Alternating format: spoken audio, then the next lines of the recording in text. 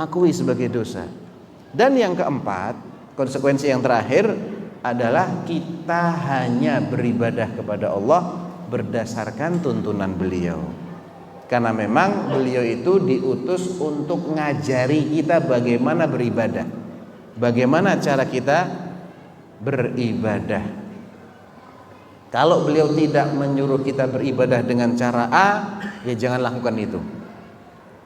Lakukan apa yang beliau ajarkan saja. Ya, dalilnya ada di surah Asy-Syura ayat 21. Surat ke-42 ayatnya separuhnya, 21.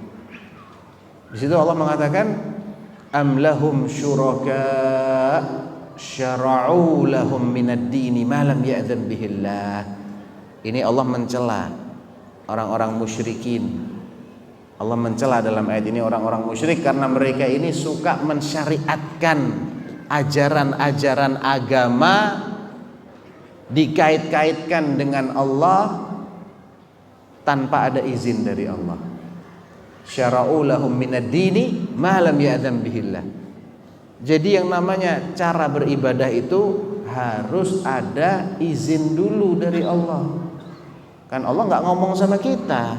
Allah kan komunikasinya dengan Rasulullah.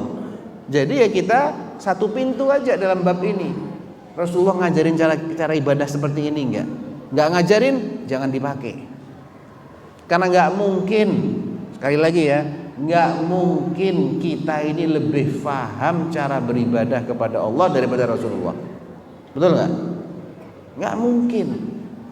Nggak mungkin kita ini lebih antusias untuk mendekatkan diri kita kepada Allah daripada sahabat-sahabat Rasulullah. Mau tahu dalilnya? Dalilnya di surat Al-Fath, surat 48 ayat 26. Apa kata Allah tentang para sahabat Rasulullah? Ayatnya agak panjang, mulai tengah-tengah nanti. Dari awal gini, idz ja'alal ladzina kafaru fi qulubihimul hamiyyata hamiyyatal jahiliyyah fa anzalallahu sakinatahu ala rasulihi wa 'alal mu'minin. Mulai dari sini. Maka Allah turunkan perasaan sakinah itu kepada Rasulnya dan kepada orang-orang yang beriman itu. Pertanyaan, kira-kira siapa yang dimaksud dengan orang-orang yang beriman itu saat ayat ini turun? Adakah selain sahabat Nabi? Tidak ada ya. Sepakat ya. Yang dimaksud dengan Allah turunkan as-sakinah kepada Rasulnya Muhammad sallallahu alaihi wasallam dan kepada orang-orang yang beriman, ya cuma sahabat Nabi yang ada, nggak ada yang lain. Lanjutnya, wa alzamahum kalimatat taqwa, dan Allah mengikat mereka, mengharuskan mereka untuk komitmen dengan kalimat taqwa, dengan kalimat ketakwaan. Wa kanu, dan adalah mereka itu. Siapa mereka ini? Rasulullah dan sahabat-sahabatnya, orang-orang beriman itu. Wa kanu ahaqqa biha wa ahlaha. Ini tazkiyah dari Allah jamaah. Dan merekalah adalah orang yang paling berhak jadi orang bertakwa, dan merekalah ahli-ahlinya ketakwaan. Ini Allah yang bilang. Jadi kalau kita ini mau bercermin kepada mereka, karena mereka sudah dijamin orang-orang bertakwa sama Allah. Kalau mereka tidak beribadah dengan cara ini, ya berarti itu bukan caranya ibadah yang benar. Karena nggak mungkin kita ini lebih paham cara mendekatkan diri kepada Allah daripada orang-orang yang Allah sudah menjamin mereka sebagai ahlinya ketakwaan. Orang yang paling berhak jadi orang bertakwa itu mereka. Di ayat yang lain, surat At-Taubah ayat 100, kembali Allah memuji para sahabat Rasulullah. Was-sabiqunal awwalun minal muhajirin. Gelarnya sahabat kan, muhajirin, wal ansar, sahabat lagi, walladzina tabauhum bi ihsan, dan mereka yang awal-awal lagi paling dahulu. Ibaratnya kalau lomba itu pemenangnya terus mereka ini as-sabiq. Mereka ini selalu pemenang dalam semua perlombaan, yang paling nomor satunya mereka ini. Dari kalangan siapa? Al-muhajirin, al-ansar, dan para pengikut mereka yang baik dalam mengikuti mereka. Apa yang Allah janjikan untuk muhajirin? Ansar walladzina tabauhum bi ihsan ini, dan orang-orang yang mengikuti hum. Siapa hum ini? Muhajirin dan Ansar bi ihsan, dengan baik ya. Bukan pilih-pilih, yang enak diikutin, yang enggak enak dibuang, enggak. Ngikutinnya dengan baik. Apa yang Allah berikan? Radhiyallahu anhum. Allah ridho sama mereka. Wa radu'an, dan mereka pun akan ridho sama Allah, akan senang banget sama pahala yang Allah berikan. Selain itu apa? Wa a'adda lahum jannah. Allah siapkan bagi mereka jannah-jannah. Janji Allah loh ya. Allah mungkin ingkar janji? Enggak mungkin. Innallaha la yukhliful mi'ad. Allah enggak mungkin ingkar janji. Jadi inilah 4 konsekuensi di balik asyhadu anna Muhammadan Rasulullah. Yang pertama apa tadi? Membenarkan semua ucapan beliau, baik terkait yang masa lampau ataupun yang akan datang, baik akal kita mudah menerimanya ataupun masih kesulitan. Tapi tenang aja, nggak mungkin kita disuruh mengimani sesuatu yang mustahil menurut akal, nggak mungkin. Yang ada itu kita disuruh mengimani sesuatu yang mustahil menurut kebiasaan, tapi nggak mustahil menurut akal. Kita nggak pernah melihat saja, alias sesuatu yang luar biasa. Contoh yang luar biasa itu mukjizat, itu luar biasa, tapi nggak mustahil. Hal-hal yang kita nggak tahu bagaimana cara terjadinya, itu sesuatu yang istilahnya sulit kita terima, tapi tidak mustahil terjadi. Contohnya bulan kok bisa dibelah? Ya bisa aja. Kalau Allah berkenan bulan terbelah. Apa yang menghalangi bulan untuk terbelah? Kita nggak tahu cara belahnya kan? Ya cuman kita nggak tahu. Sebagaimana orang-orang itu tidak tahu bagaimana Muhammad bisa secepat itu ke Palestina. Bukan berarti tidak mungkin, ya. Karena selagi Allah bisa menurunkan wahyu secepat itu, dan wahyu itu pakai perantara malaikat. Antum tahu nggak malaikat itu bahan bakunya dari apa? Dari apa malaikat terbuat? Dari cahaya ya. Berapa kecepatan cahaya? 300.000 kilometer per detik. Subhanallah. Itu bahan bakunya loh ya. Padahal semua malaikat itu diciptakan punya sayap. Dalilnya surat Fatir, surat ke-35 ayat pertama. Alhamdulillahi fatiris samawati wal ard, ja'ilil malaikati rusula uli ajnihatin mathna wa thulatha wa ruba'. Segala puji bagi Allah yang menciptakan langit dan bumi dan menciptakan malaikat itu bersayap-sayap. Ada yang 2, ada yang 3, ada yang 4. Yazidu fil khalqi ma yasha. Ada yang ditambah jumlah sayapnya semaunya Allah. Jibril yang istilahnya adalah perantaranya yang mengirimkan wahyu dari Allah kepada Rasulullah ini, berapa jumlah sayapnya? 600. Sebagaimana dalam hadis sahih, ketika Nabi pertama kali melihat Jibril dalam rupa aslinya. Kadang-kadang Jibril itu menjelma, tapi pernah juga 2 kali Jibril menampakkan dalam rupa aslinya. Kata beliau, ra'aitu Jibril fi suratil ladzi khalaqahu Allah alaih. Lahu 600 janah. Dia punya 600 sayap, kullu janahim minhu qad saddal ufuq. Yang setiap lembar sayapnya itu memenuhi ufuk. Lah ini bahan bakunya aja udah cepetnya 300.000 kilometer per detik, dikasih sayap 600 sama Allah, sayapnya besarnya luar biasa. Apa susahnya? Apa susahnya? Cuma kan mereka nggak pernah lihat, itu aja masalahnya. Iya nggak? Lah memang kita harus melihat segalanya, baru kita yakin itu ada. Harus, kan enggak? Paham ya? Jadi kalau cara berpikirnya Abu Jahal itu salah secara logika. Yang benar tuh cara berpikirnya Abu Bakar. Saya tidak pernah melihat tuh bukan berarti nggak ada loh. Karena banyak hal yang ada tapi kita tidak dikasih kemampuan untuk melihatnya, sehingga kita tidak boleh mengingkari keberadaannya hanya karena kita nggak melihat. Konsekuensi yang kedua tadi apa? Taati perintah-perintahnya semampu kita. Kalau masih ada yang belum kita laksanakan, taubat, ya, akui itu sebagai dosa, istighfar. Yang ketiga, jauhi larangan-larangan beliau. Kalau untuk menjauhi larangan, artinya tidak melakukan dosa, semua orang bisa.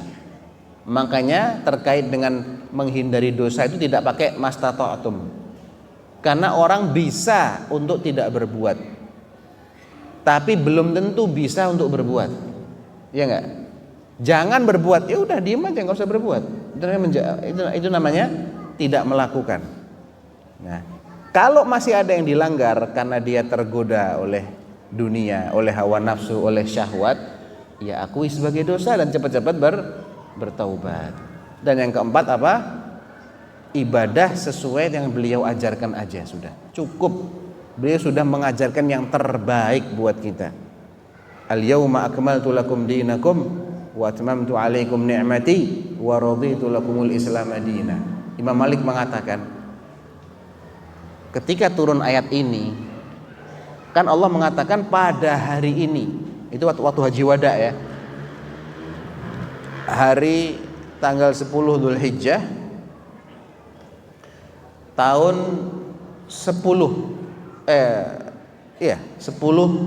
Hijriah. Beliau berkhutbah di tanah suci dan membacakan ayat ini. Pada hari ini aku telah sempurnakan untuk kalian agama kalian, dan aku cukupkan, aku lengkapkan nikmatku untuk kalian, dan kuridhoi Islam sebagai din kalian.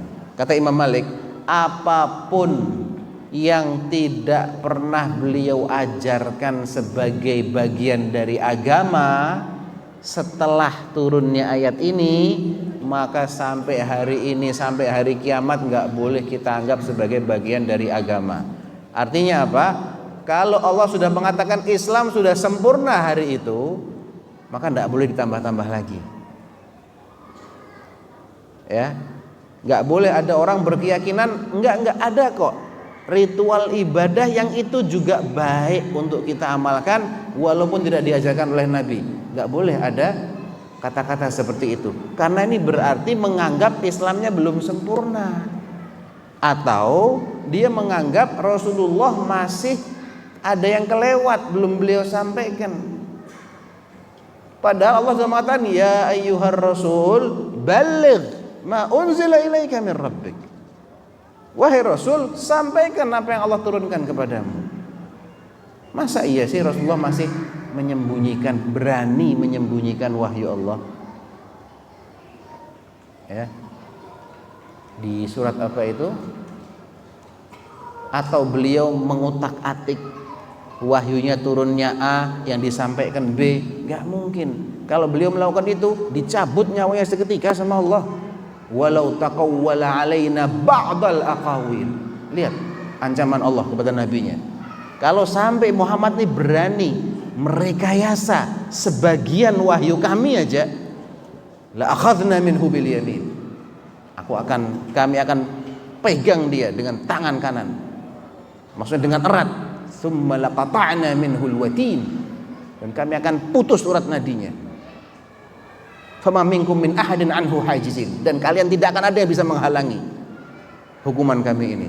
Tidak mungkin Nabi ini sampai ngotak-ngatik wahyu, menyembunyikan wahyu, atau ada sesuatu yang baik yang tidak beliau sampaikan bagi umatnya, dan itu terkait dengan ibadah. Padahal ibadah ini fungsi utama kita diciptakan oleh Allah, dan beliau diutus untuk ngajarin kita ibadah. Masa iya sih ada cara ibadah yang baik yang nggak beliau ajarkan kepada kita? Kan nggak mungkin. Nah, jadi 4 konsekuensi ini kita mesti paham jamaah sekalian. Ya, barakallahu fiikum. Mungkin materinya cukup ya materinya. Ada pertanyaan jawab? Barangkali ada yang kurang jelas atau ada pertanyaan, boleh ditanyakan.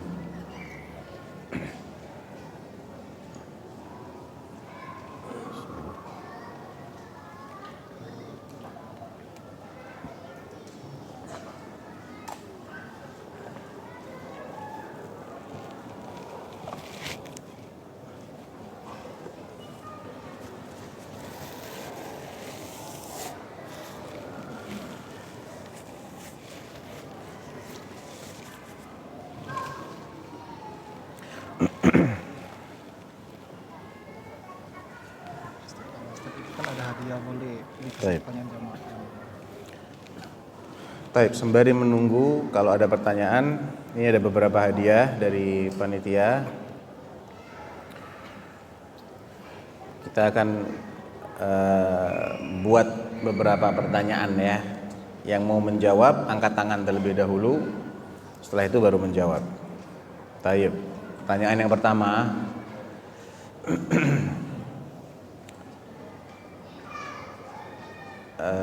Tahun berapa peristiwa Isra terjadi? Angkat tangan dulu. Panitia ini. Baik. Tahun berapa? Tahun 10 kenabian. Baik. Ahsanlah. Barakallahu fiik. Pertanyaan kedua. Ini mungkin di luar tema ya. Tapi sebagai bentuk kecintaan kita kepada Rasulullah, sejauh mana sih kita ini mengenal Rasulullah junjungan kita sallallahu alaihi wasallam? Baik. Anda ingin bertanya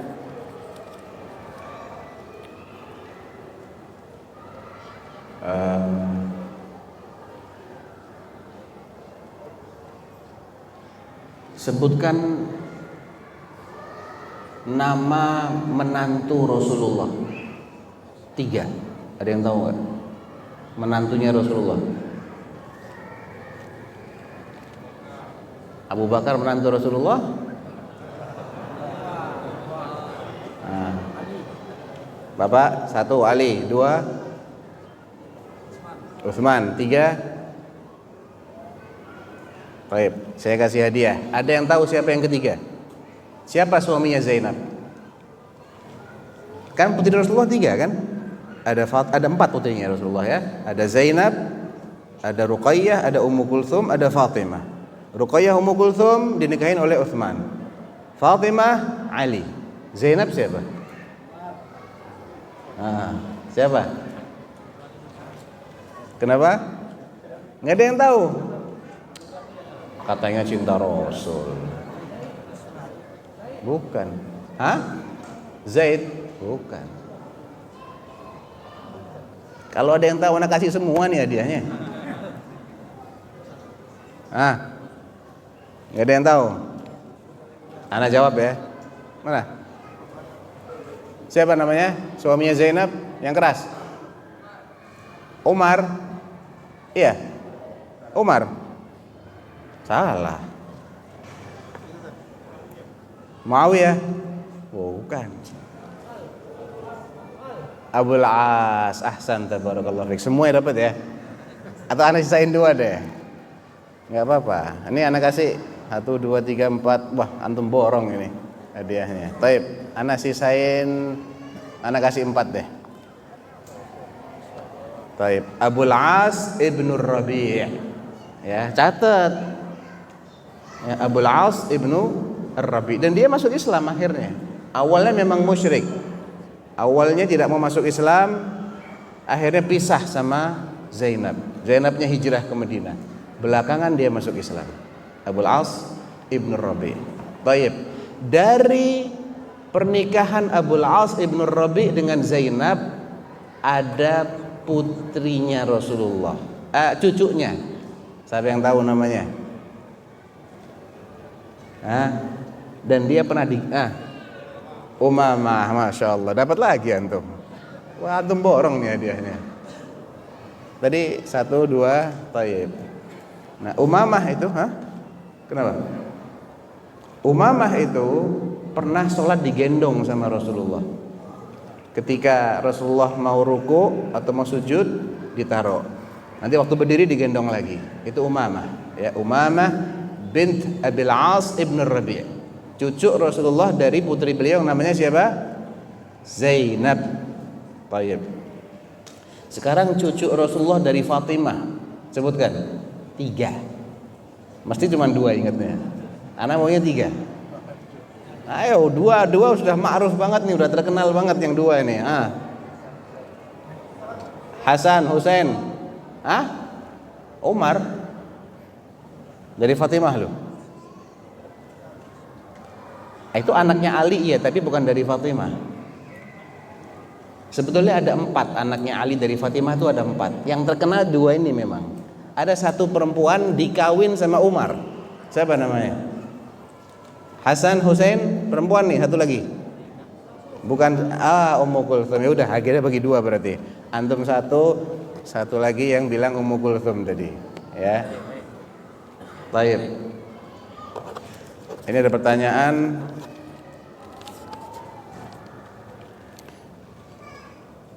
Saya ingin bertanya bagaimana menurut Ustadz tentang apa ini? Enggak begitu jelas. Baik. Jadi ini karena judulnya kita tentang syahadat, jadi pertanyaannya seputar Rasulullah sallallahu alaihi wasallam. Baik. Siapa yang tahu seputar sirah Rasulullah ya? Siapa yang tahu kapan terjadinya perang Badar? Tahun berapa? Angkat tangan. 2 apa? 2 Hijriah. Betul, Masya Allah.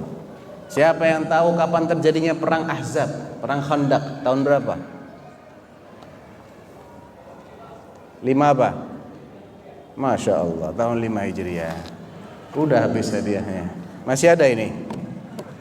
Boleh gak? Baik.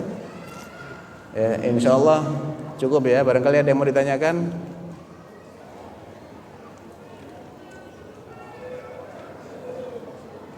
Gak ada?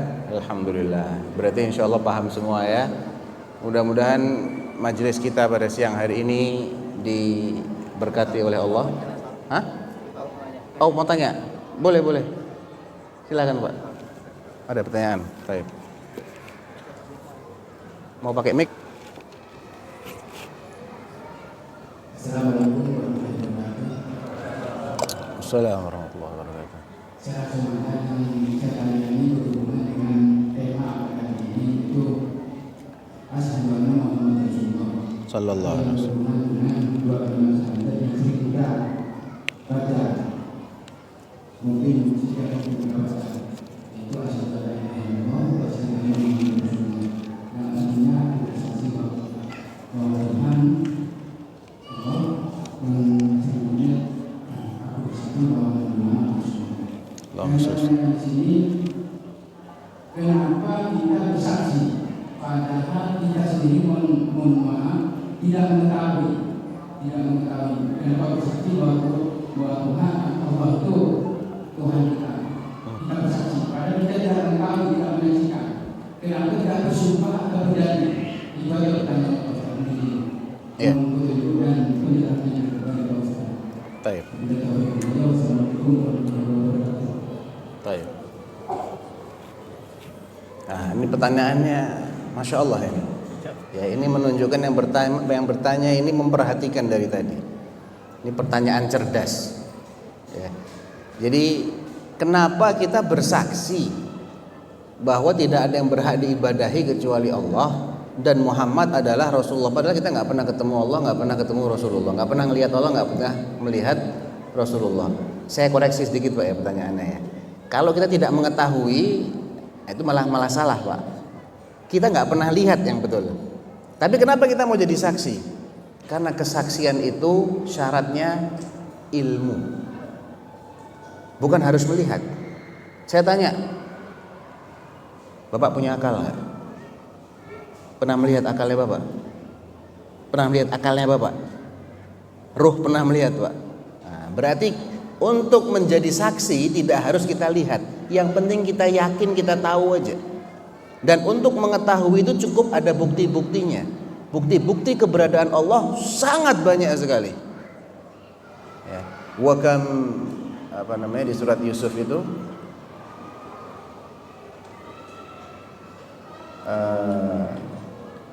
di akhir-akhir surat Yusuf Allah mengatakan wa ka'ayyin fis samawati wa ka'ayyin min ayatin fis samawati wa fil ardi yamurruna 'alaiha wa hum 'anha ghafilun. Betapa banyak tanda kebesaran Allah di langit maupun di bumi yang mereka tiap hari melewatinya. Cuman mereka tidak pernah memperhatikan. Tanda kebesaran Allah itu banyak sekali, Pak. Nah, kita ini bersaksi adanya Allah sesuai dengan tanda-tanda yang kita lihat pada makhluk-makhluk ciptaan Allah ini. Dan itu kebetulan tema kajian kami kemarin, Pak, di Masjid Abu Bakar As-Siddiq. Itu seharian penuh kita membahas itu, Pak. Jadi betapa banyak bukti-bukti. Sebagai contoh begini ya, dan alhamdulillah kita sebagai seorang muslim ini kita layak untuk berbangga, karena konsep kepercayaan kepada Tuhan yang Maha Esa yang ada dalam ajaran Islam inilah yang paling kuat buktinya, paling akurat dan paling sinkron, dan tidak ada kontradiksinya sama sekali, sesuai dengan akal sehat, sesuai dengan naluri, sesuai dengan fitrah manusia. Sebagai contoh, Allah itu ada. Buktinya apa? Karena kita melihat ada makhluk-makhluk itu ya seperti manusia, seperti binatang, seperti tumbuhan, bumi, langit, sungai dan lain-lain, itu sesuatu yang diciptakan. Dan kalau dia itu diciptakan berarti harus ada yang bisa menciptakan. Tidak mungkin dia ada dengan sendirinya. Kemudian ciptaan itu akan mencerminkan sebagian sifat-sifat penciptanya. Manusia tadinya nggak ada, kita terlahir di dunia. Kalau tidak ada yang menciptakan kita nggak mungkin ada dengan sendirinya. Pasti ada yang menciptakan. Betul nggak, Pak?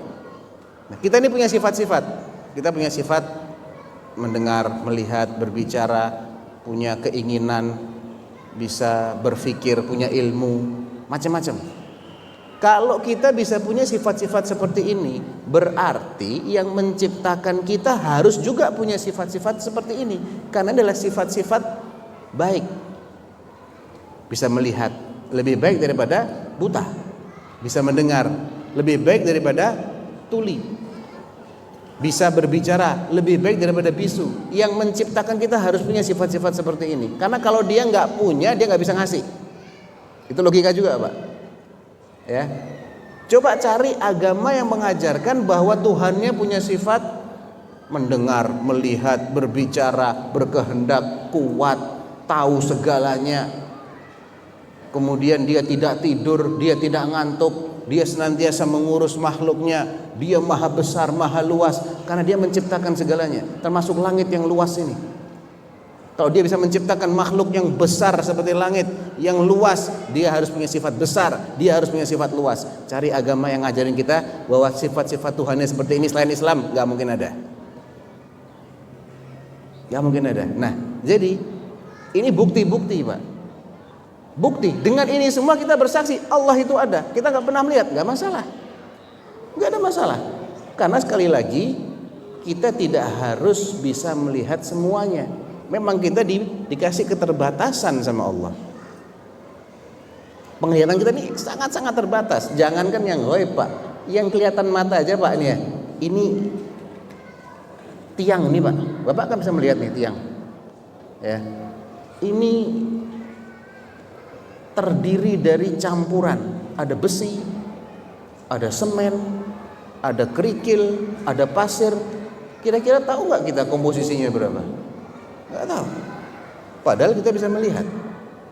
Apalagi yang nggak kelihatan. Ya. Ini meja, ini kayu. Kita bisa lihat, tapi kita nggak tahu ini mungkin jenis kayunya apa. Pohonnya umur berapa tahun ditebang. Siapa yang bikin ini? Berapa lama dia bikin? Ini kelihatan. Banyak ilmunya kita nggak tahu, apalagi yang ghaib. Oleh karena itu, kalau kita mengatakan, kenapa kita bersaksi la ilaha illallah padahal kita belum melihat Allah? Karena memang kita nggak harus melihat untuk meyakini. Keyakinan itu bisa muncul dari bukti-bukti keberadaan Allah, walaupun kita tidak melihat zatnya. Ya, kalau kita melihat zatnya Allah, nggak ada istimewanya lagi orang beriman, Pak. Kan kelihatan. Ya seperti matahari. Siapa yang nggak percaya kalau matahari itu ada? Semua orang percaya, karena kelihatan. Gitu. Kenapa kita bersaksi adanya seorang manusia yang diutus yang namanya Muhammad bin Abdullah bin Abdul Muttalib, yang gelarnya adalah Rasulullah? Karena ini mutawatir. Keberadaan beliau itu diriwayatkan secara mutawatir. Dan ada kitab suci yang turun yang mengatakan adanya beliau. Wa ma Muhammadun illa rasul qad khalat min qablihi ar-rusul. Ma kana Muhammadun aba ahadim min rijalikum walakin Rasulullah wa khataman nabiyyin. Di surat Muhammad, Muhammadun Rasulullah. Taib, buktikan dong kalau Al-Quran ini adalah wahyu. Gampang. Coba buat yang seperti Quran, bisa nggak? Kan Allah sudah nantang sejak turunnya Al-Quran. Wa in kuntum fi raibin mimma nazzalna ala abdina fa'tu bi suratin min mithlih wad'u syuhada'akum min dunillahi in kuntum shadiqin fa in lam taf'alu wa lan taf'alu fattaqun nar allati waquduha an-nas wal hijarah uiddat lil kafirin. Kalau kalian memang masih ragu ini kitab ini yang kami turunkan kepada hamba kami Muhammad ini, kalian masih ragu kalau dia dari sisi Allah, ya udah bikin yang kayak gitu, bisa nggak? Panggil tuh jago-jago syair kalian, kan kalian bilang ini syairnya Muhammad, padahal kalian tahu persis Muhammad tuh nggak bisa bersyair, nggak pernah dia ngapalkan syair, menggugah syair, nggak bisa Muhammad Rasulullah SAW. Ya, bagi beliau tidak bisanya beliau bersyair itu adalah keistimewaan, karena mereka nggak punya alasan untuk nuduh beliau sebagai penyair. Dan mereka itu banyak jago-jago syair, kok nggak ada yang bisa merangkai kata-kata seindah Al-Quran. Walaupun satu surat yang terpendek sekalipun, nggak pernah berhasil mereka. Surat Inna A'tainakal Kautsar 1, Fasholli lirabbika wanhar inna syani'aka huwal abtar. 3 ayat aja mereka nggak pernah bisa buat. Dan tantangan sampai hari kiamat terbuka tuh. Ini jelas bukti, Pak. Jelas ini adalah bukti bahwasanya keberadaan Rasulullah itu benar, karena dia ada dalam Al-Quran. Dan Al-Quran ini mengabarkan sesuatu yang baru terungkap seiring dengan pesatnya sains dan teknologi manusia. Banyak itu. Ini jelas adalah mukjizat terbesar yang membuktikan kebenaran Rasulullah Muhammad sallallahu alaihi wasallam.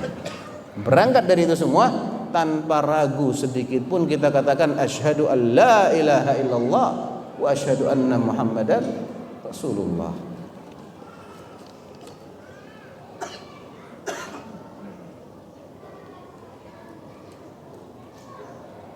Dipanggil Allah Ta'ala untuk sholat berjamaah di masjid, tidak datang.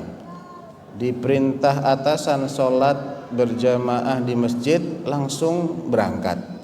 Apakah hal ini dikatakan telah menjadikan atasan sebagai tandingan Allah? Tidak. Tidak serta-merta seperti itu. Kecuali kalau dia meniatkan sholatnya ini untuk mencari keridhaan atasannya, bukan karena dia melaksanakan perintah Allah, baru dia dikatakan menunjukkan ibadah kepada selain Allah. Ya, karena alasannya mungkin saja dia takut nanti dihukum sama atasannya. Kan atasannya kelihatan mata dia gitu. Hukumannya bisa langsung instan dia rasakan. Sedangkan hukuman Allah itu kan biasanya nanti. Dan Allah itu kan penyayang, Allah tuh suka pemaaf. Kalau atasan saya galak ini. Nah, kadang-kadang karena alasan itu, jadi bukan semata-mata dia menyamakan atasannya dengan Allah, nggak mesti begitu.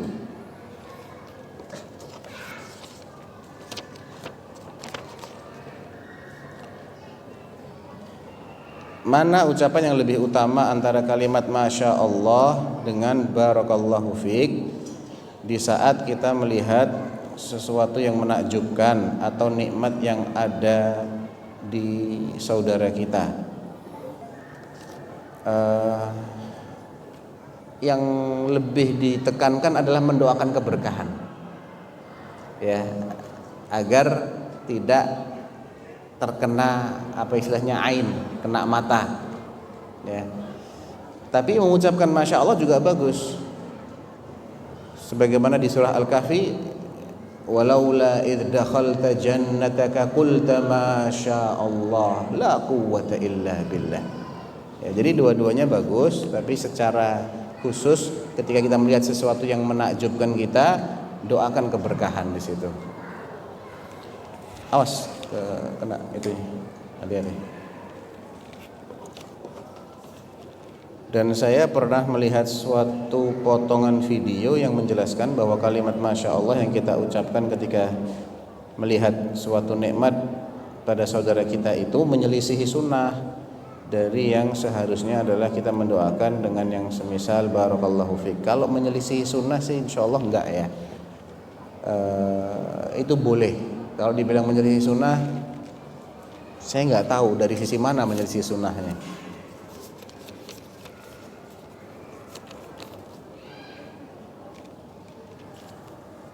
Udah ya? Ada yang jatuh kan kertasnya? Ada.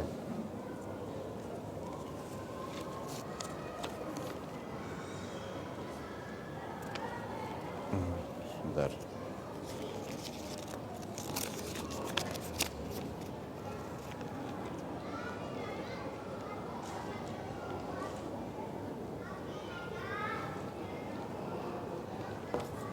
Apa kaedah-kaedah yang membedakan antara bid'ah dengan maslahat mursalah? Ini salah ketik, maslahat mursalah harusnya.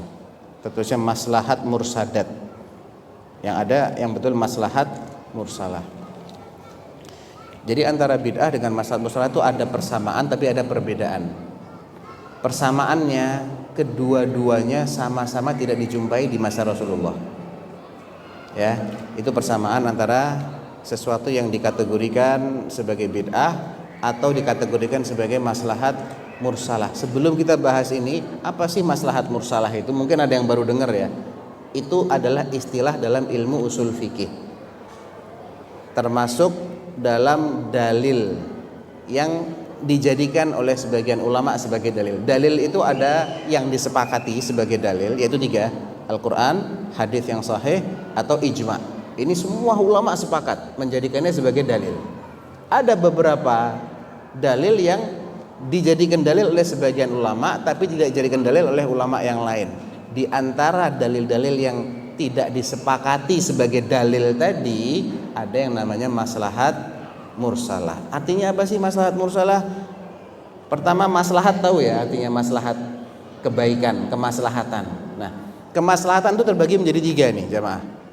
Ada maslahatun mu'tabaratun. Ada kemaslahatan yang memang diakui oleh syariat sebagai kemaslahatan. Contohnya, semua yang diperintahkan oleh syariat berarti itu kemaslahatannya diakui oleh syariat. Dan semua yang dilarang oleh syariat berarti ada maslahatnya ketika ditinggalkan. Ini masuk kategori maslahat yang diakui oleh syariat. Jadi maslahat yang diakui ini ada pada setiap perintah-perintah syariat dan terkandung dalam setiap larangan. Kalau dilarang mesti ada maslahatnya, nggak mungkin nggak ada maslahatnya kok dilarang. Sia-sia berarti larangan itu, nggak mungkin sia-sia. Allah tidak akan memerintahkan yang sia-sia. Walaupun kita mungkin belum tahu ya. Tapi sekali lagi kita belum tahu, kita nggak tahu itu bukan berarti tidak ada. Jenis maslahat yang kedua adalah maslahatun mulghatun. Kemaslahatan yang memang dianggap tidak berlaku oleh syariat. Contohnya maslahat atau manfaat yang terkandung dalam khamar dan judi. Apa kata Allah? Yas'alunaka 'anil khamri wal maisir.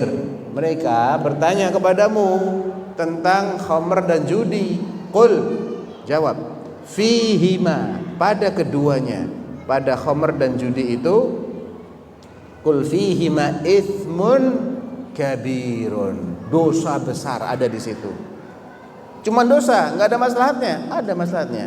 Wa manafi'u linnas, ada juga sejumlah manfaat. Tapi wa ismuhuma akbaru min naf'ihima, dosanya lebih besar daripada manfaatnya. Makanya dianggap tidak berlaku ini manfaatnya. Tetap nggak boleh khamr sama judi walaupun ada manfaatnya. Di antara manfaat khamr apa kira-kira? Buat negara-negara Eropa dan Amerika, dia buat mendinginkan badan ketika musim dingin. Itu manfaat. Ya. Tapi itu dianggap tidak diakui oleh syariat. Karena di balik manfaat itu ada madarat yang lebih besar. Mungkin manfaat judi ada nggak? Ada, bikin kaya. Tapi ini cara yang tercela, yang bisa menimbulkan permusuhan. Coba orang kalah judi, mesti dia dendam nih. Wah, kurang ajar ini. Saya capek-capek cari duit, kalah saya akan kalahkan dia. Judi lagi dia, taruhan lagi, kalah lagi dia, tambah miskin, tambah dendam, akhirnya terjadi permusuhan. Makanya dalam lanjutan ayat ini, innamal khamru wal maisiru, di ayat yang lain ya, innamal khamru wal maisiru wal ansabu wal azlamu rijsun min amali syaitan fajtanibuhu la'allakum tuflihun. Innama, perhatikan Al-Maidah ayat 91, innama yuridu syaitanu ayyuqi'a bainakumul adawa wal baghdha fil khamri wal maisir. Tujuannya syaitan itu membisikkan agar kalian itu minum khamr dan judi agar terjadi kebencian dan permusuhan. Orang kalau sudah hilang akal, dia nggak lagi bisa mengendalikan ucapannya maupun perbuatannya. Dia akan maki-maki orang, dia akan pukul orang, dan ini akan mengundang terjadinya permusuhan. Dan khamr tuh bikin orang mabok, mabok tuh bikin orang berbuat kriminal. Ya, rata-rata tuh kriminal orang-orang preman tuh kan masih pemabok gitu kebanyakan. Penjudi pemabok, udah itu, klubnya itu. Ya, ini yang mengundang munculnya dosa-dosa yang lain. Oleh karena itu kemaslahatan yang ada itu dianggap tidak berlaku. Ini namanya maslahatun mulghah. Nah, yang ketiga ini namanya maslahah mursalah. Apa itu? Enggak ada ayat yang mengakuinya sebagai kemaslahatan, sebagaimana tidak ada juga yang menggagalkannya. Itu namanya maslahah mursalah. Nah, ini ada perbedaan dengan bid'ah. Kalau bid'ah, dia itu memang tidak ditemukan di masa Nabi, karena sebab-sebabnya sudah ada sebetulnya dan tidak ada penghalangnya untuk dia itu ditemukan. Jadi penyebab kemunculannya sudah ada, yang menghalangi nggak ada, tapi dia nggak ditemukan di zaman Nabi. Ini berarti masuk kategori bid'ah. Kalau masalah mursalah itu sebabnya belum ada di zaman Nabi. Contohnya ilmu nahu, ilmu sharaf, ilmu mustalah hadis, ilmu usul fikih. Mereka belum perlu belajar ilmu ini. Nabinya masih ada kok. Tanya aja sama Nabi. Mereka semua paham bahasa Arab. Ya. Hadisnya nggak pakai sanad, langsung dari Nabi mereka dengar, nggak perlu lagi belajar ilmu mustalah. Nah, sehingga kemunculan ilmu mustalah hadis, ilmu fikih, ilmu nahu sharaf ini belum ada alasannya di masa itu. Ini yang membedakan antara bid'ah dengan maslahah mursalah. Ya, mungkin cukup sampai di sini karena sudah jam 10. Cukup ya?